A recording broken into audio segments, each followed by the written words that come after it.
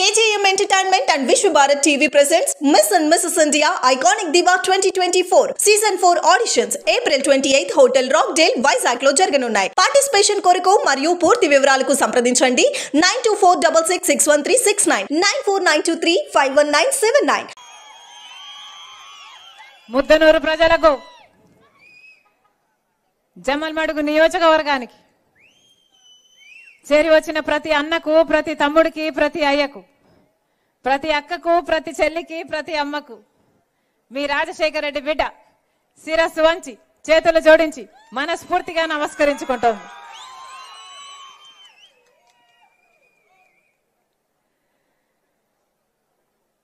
Jammalamadugu Campbell హాస్పిటల్లో నేను పుట్టాను,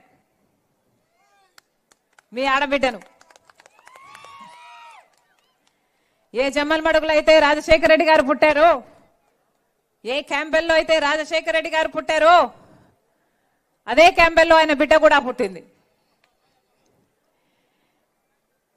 మండుటి ఎండను సైతం లెక్క చేయకుండా రాజశేఖర రెడ్డి బిడ్డ వస్తుంది, చూడాలి, వినాలి అని ఇంత ఆసక్తిగా వచ్చారు. మరొకసారి అందరికీ శిరస్సు వంచి చేతులు జోడించి మనస్ఫూర్తిగా నమస్కరించుకుంటోంది రాజశేఖర రెడ్డి బిడ్డ. మీ అందరికీ తెలుసు, రాజశేఖర రెడ్డి గారు, మీ అందరికీ వివేకానంద రెడ్డి గారు కూడా తెలుసు. రాజశేఖర రెడ్డి గారైనా, వివేకానంద రెడ్డి గారైనా మీ ప్రజలు, మీ నాయకులు, మీకు సేవ చేసిన వాళ్ళు. మాతో ఎంతున్నారో, కుటుంబంతో ఎంతున్నారో అంతకంటే ఎక్కువ ప్రజలతోనే ఉన్నారు. ప్రజానాయకులు, గొప్పవాళ్ళు. వివేకానంద రెడ్డి గారైతే రామునికి లక్ష్మణుడు ఎలాగో, రాజశేఖర రెడ్డి గారికి వివేకానంద రెడ్డి గారు అలాగా. ఏ రోజు ఒక్క మాట కూడా జవదాటలేదు. ఒక అన్నకే కాదు, తన ప్రజలకు కూడా వివేకానంద రెడ్డి గారు ఎప్పుడు పిలిస్తే అప్పుడు, ఎక్కడ పిలిస్తే అక్కడ పలికేవాడు. ఎవరైనా అయ్యా వివేకం సార్ మాకు ఈ పనుంది అంటే వాళ్ళని ఆయన కారులోనే కూర్చోబెట్టుకొని ఆఫీస్ వరకు తీసుకెళ్లి ఏ ఆఫీసర్తో మాట్లాడాలో, ఏ సమస్య ఎలా పరిష్కరించాలో అక్కడికక్కడే పరిష్కరించి వాళ్ళ సమస్యను తీర్చేవాడు. అలాంటి ప్రజానాయకుడు వివేకానంద రెడ్డి గారు. ఈ రోజులో అలాంటి ప్రజానాయకుడు కావాలి అని భూతద్దం పెట్టుకుని వెతికి చూసినా కనిపించడు. ఉన్నారా అలాంటి నాయకులు? ఉన్నారా అలాంటి నాయకులు? మీ ఎమ్మెల్యే ఉన్నాడు, మీ ఎంపీ ఉన్నాడు. ఎప్పుడైనా వచ్చారా? ఎప్పుడైనా వచ్చారన్నా? పక్కనే కడప స్టీల్ ఫ్యాక్టరీ వచ్చిందా? రాజశేఖర రెడ్డి గారు శంకుస్థాపన చేశారు. కడప స్టీల్ ఫ్యాక్టరీ రాజశేఖర రెడ్డి గారి కళ. ఎడారి ప్రాంతం కడప స్టీల్ ఫ్యాక్టరీ వస్తే 30,000 కోట్లతో పెట్టుబడితో కడప స్టీల్ ఫ్యాక్టరీ వస్తే దాదాపు 1,00,000 మందికి ఉద్యోగాలు వస్తాయని రాజశేఖర రెడ్డి గారు మనస్ఫూర్తిగా కలలు అని ఆ ప్రాజెక్టును చేయాలనుకున్నారు. కానీ రాజశేఖర రెడ్డి గారు వెళ్లిపోయారు. ఈరోజు ఎలా తయారైంది ఆ ప్రాజెక్టు? ఏ ముఖ్యమంత్రి అయినా వస్తాడు, శంకుస్థాపన చేస్తారు, వెళ్ళిపోతారు. మళ్ళీ వస్తారు, కొన్ని సంవత్సరాలకు మళ్ళీ శంకుస్థాపన చేస్తారు, మళ్ళీ వెళ్ళిపోతారు. మళ్ళీ వస్తారు, మళ్ళీ భూమి పూజ చేస్తారు, మళ్ళీ వెళ్ళిపోతారు. ఒక్క ఇటుకన్నా కట్టారా అంటే ఒక్క ఇటుక కూడా కట్టలేదు. ఆఖరికి అది శంకుస్థాపనల ప్రాజెక్టుగా తయారైంది. ఏమన్నా కడప ఫ్యాక్టరీ అయిందా? రాజశేఖర రెడ్డి గారు ఉండుంటే ఎప్పుడో అయిపోయింది. మరి ఎందుకున్నట్టు? ఎమ్మెల్యే అయినా మీ ఎంపీ అయినా ఎందుకు ఓట్లేసినట్టు? మీకు పనికి రాకపోతే, మీకు పని చేయకపోతే వీళ్ళు ఎందుకు అధికారంలో ఉండాలి? ఈరోజు మీరు ఓట్లేస్తే గెలిచాడు అవినాష్ రెడ్డి, మీరు ఓట్లేస్తే ఎంపీ అయ్యాడు అవినాష్ రెడ్డి గారు. ఈరోజు అదే అవినాష్ రెడ్డి గారు వివేకానంద రెడ్డి గారిని హత్య చేయించే విషయంలో అవినాష్ రెడ్డి పాత్ర ఉంది అని సిబిఐ స్వయాన సాక్ష్యాలు, ఆధారాలు, వాంగ్మూలాలు అన్ని చూపుతూ ఆయనను అక్యూజ్డ్ గా, దోషిగా చేర్చడం జరిగింది. మరేమైంది? అక్యూజ్డ్ గా, దోషిగా ఒక పెద్ద మనిషి, రాజశేఖర రెడ్డి గారి తమ్ముడు, ముఖ్యమంత్రి గారి తమ్ముడినే చంపించారు అని కేసులో ఉన్నా కూడా ఈ రోజు వరకైనా అవినాష్ రెడ్డి ఒక్క రోజైనా జైలుకు వెళ్ళాడా? లేదు. ఎందుకంటే సాక్షాత్ ముఖ్యమంత్రి జగన్మోహన్ రెడ్డి గారు, మీరందరూ ఓట్లేసి గెలిపిస్తే ముఖ్యమంత్రి అయ్యాడు.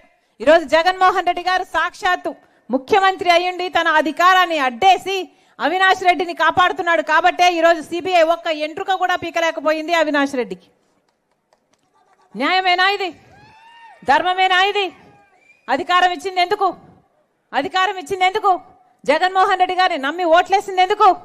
ప్రత్యేక హోదా తీసుకొస్తాడు అని, పరిశ్రమలు వస్తాయి అని, పోలవరం లాంటి ప్రాజెక్టులను పూర్తి చేస్తారు అని, మన ఆంధ్ర రాష్ట్రానికి ఓ రాజధాని కడతారు అని, కడప స్టీల్ ఫ్యాక్టరీ ఇస్తారు అని, మన రాయలసీమకు స్పెషల్ ఎకనామిక్ ప్యాకేజీ తెస్తారు అని, ఇలా ఒకటి కాదు రెండు కాదు ఎన్నో ఆశలు పెట్టుకొని జగన్మోహన్ రెడ్డి గారిని ముఖ్యమంత్రిని చేసుకుంటే అవినాష్ రెడ్డికి మీరు ఓట్లేసి ఎంపీని చేస్తే ఏం చేస్తున్నారు?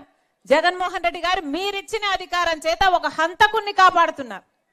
మీరిచ్చిన అధికారాన్ని అడ్డేసి ఈరోజు వివేకానంద రెడ్డి అంత గొప్ప మనిషిని హత్య చేయించారు అని తెలిసి కూడా సిబిఐ అన్ని ఆధారాలు చూపుతున్నా కూడా ఈరోజు వివేకానంద రెడ్డి గారి సొంత చిన్నాన్నను హత్య చేసిన మనిషిని వెనుకోసుకొస్తున్నారు, పక్కనే నిలబెట్టుకుని హంతకునితో తిరుగుతున్నారు.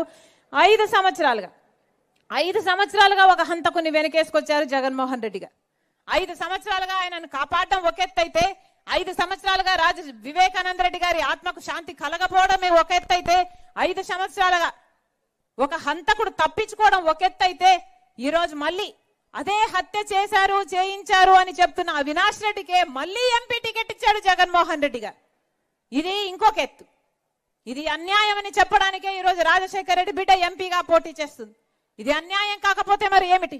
అంటే మళ్ళీ వాళ్ళకే సీట్ ఇస్తే మళ్ళీ వాళ్ళే గెలవాలట, అవినాష్ రెడ్డి గెలవాలట, మళ్ళీ అధికారంలో ఆయన ఉండాలట, ఆ అధికారాన్ని మళ్ళీ ఆయనను కాపాడుకోవడం కోసం వాడుకోవాలట, ఆ అధికారంతో మళ్ళీ చట్టసభల్లో వెళ్ళి కూర్చోవాలట. ఇందుకేనా అధికారం ఇచ్చింది మీరు? ఇందుకేనా అధికారం ఇచ్చింది మీరు? హంతకులు వెళ్ళి చట్టసభల్లో కూర్చోడానికా? హంతకులు వాళ్ళ అధికారాన్ని వాడి వాళ్ళని కాపాడుకోవడానికి కోసమా? అందుకే ఈ అన్యాయాన్ని తట్టుకోలేకే ఈరోజు రాజశేఖర రెడ్డి బిడ్డ ఎంపీగా పోటీ చేస్తుంది.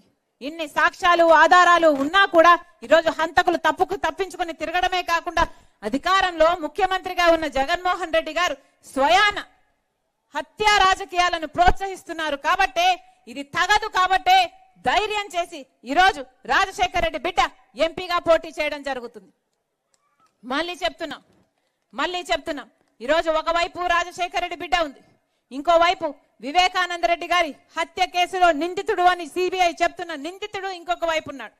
ఈరోజు న్యాయం ఒకవైపు ఉంది, అధికారం ఇంకోవైపు ఉంది, ధర్మం ఒకవైపు ఉంది, డబ్బు ఇంకోవైపు ఉంది. మీరు ఏ పక్షమో, మీరు ఎవరిని గెలిపిస్తారో, మీరు నిజాన్ని గెలిపిస్తారో లేదో నిర్ణేతలు మీరే.